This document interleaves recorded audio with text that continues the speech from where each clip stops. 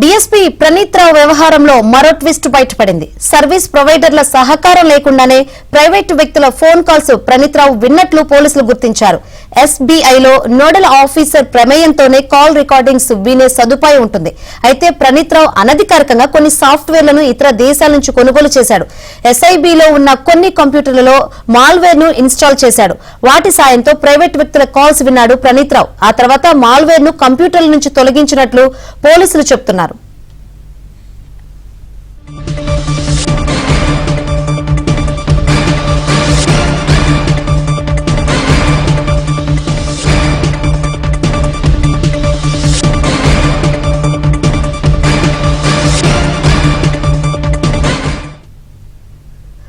ప్రణీత్ రావు విచారణలో సంచలన విషయాలు బయటపడ్డాయి.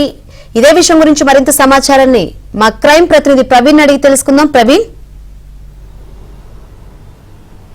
ప్రణీత్ రావు వ్యవహారంలో రోజుకో ట్విస్ట్ వెలుగు చూస్తుందని చెప్పుకోవచ్చు. ముఖ్యంగా ఈ యొక్క ఫోన్ ట్యాపింగ్ వ్యవహారానికి సంబంధించి ఇప్పటికే సుదీర్ఘంగా 3వ రోజు విచారణ కొనసాగుతుంది. 3 రోజుల విచారణలో చాలా కీలకమైనటువంటి అంశాలు కూడా వెలుగు చూసినటువంటి పరిస్థితి కనపడుతుంది. ప్రణీత్ రావు నుండి సమాచారాన్ని రాబట్టేటువంటి సమయంలో ఒక కొత్త విషయం వెలుగులోకి వచ్చిందని చెప్పాలి.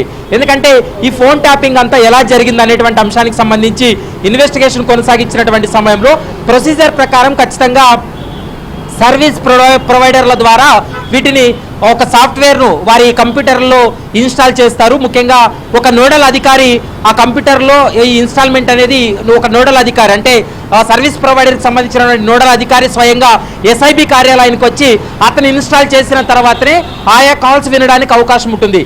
అలా కాకుండా ప్రణీత్ రావు విదేశాల నుండి ఒక కొత్త సాఫ్ట్వేర్లను కూడా తెప్పించుకొని అనధికారికంగా తను ఏర్పాటు చేసుకున్నటువంటి దాదాపు 17 సిస్టమ్స్లో ఈ మాల్వేర్ని ఇన్స్టాల్ చేసిన తర్వాత కేవలం ఎస్ఐబిలో నక్సల్స్కి సంబంధించినటువంటి మరోవైపు ఉగ్రవాదులకు సంబంధించినటువంటి వాటిపైనే ఎక్కువగా ఈ ఫోన్లు అనేది ట్యాప్ చేస్తుంటారు. కానీ అలా కాకుండా రాజకీయ నేతలు, మరోవైపు వ్యాపారవేత్తలు, ఇండస్ట్రీకి సంబంధించినటువంటి వారందరివి కూడా ఈ ఫోన్ ట్యాపులు చేసినటువంటి సందర్భం కూడా కనబడుతుంది.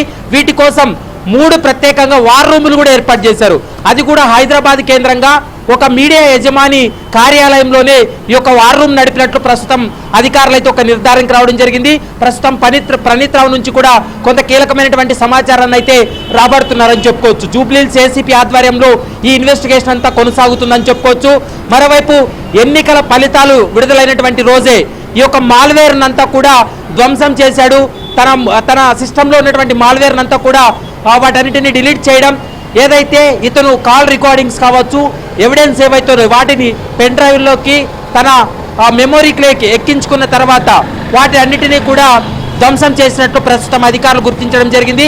ఈ కేసులో బీఆర్ఎస్లో ఉన్నటువంటి వరంగల్ జిల్లాకు చెందినటువంటి ఒక కీలకమైనటువంటి నేత ప్రమేయం ఉంది. అతని ఆధ్వర్యంలోనే ఒక వార్ రూమ్ ఏర్పాటు చేసి వరంగల్ కేంద్రంగా కూడా ఫోన్ ట్యాపులు చేశారనేటువంటి అంశాన్ని అయితే మాత్రం ఎస్ఐబి కావచ్చు, మరోవైపు పోలీసులు అయితే గుర్తించడం జరిగింది.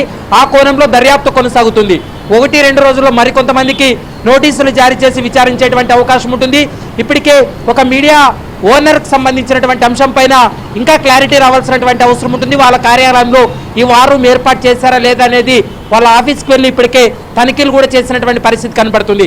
మరోవైపు ప్రణీత్ రావు డైరీను పోలీసులు స్వాధీనం చేసుకున్నటువంటి సమయంలో దాదాపు 600 నుంచి 700 నెంబర్లు ఫోన్ ట్యాప్ చేసినట్లు ఆ డైరీలో కూడా స్పష్టంగా ఉంది.